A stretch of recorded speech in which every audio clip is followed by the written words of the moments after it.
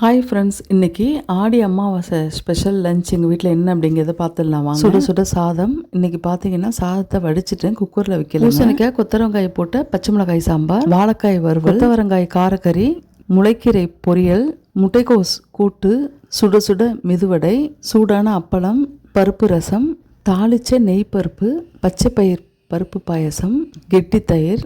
இவ்வளோதாங்க இன்றைக்கி எங்கள் வீட்டில் சமையல். இன்றைக்கி நாங்கள் ஆடி அமாவாசை ரொம்ப சிறப்பாக முன்னோர்களுக்கு சாமி கும்பிட்டோம். என் பெரிய பொண்ணு தான் எனக்கு எல்லாமே ஹெல்ப் பண்ணுச்சு.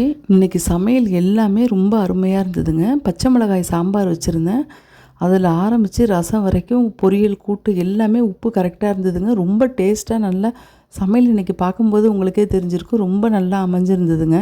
உப்பு கூட எல்லாமே கரெக்டாக இருந்ததுங்க. இந்த மாதிரி அமாவாசையில் மட்டும் ஏன் சமையல் இவ்வளோ சூப்பராக இருக்குது, நம்ம வாயில் வச்சும் பார்க்கல, டேஸ்ட்டு பார்க்காம சமைச்ச இந்த சமையல் எல்லாமே ரொம்ப பர்ஃபெக்டாக இருந்தது. அதுக்கு காரணம் என்னன்னு சொல்லிட்டு ஏதாவது தெரிஞ்சதுன்னா உங்களுக்கு கமெண்டில் சொல்லுங்கள் ஃப்ரெண்ட்ஸ். எல்லாத்துக்கும் மேலே இன்னொரு விஷயம் சொல்லணும்னா, ரொம்ப உணர்வுபூர்வமாக நான் சமையல் பண்ணேங்க.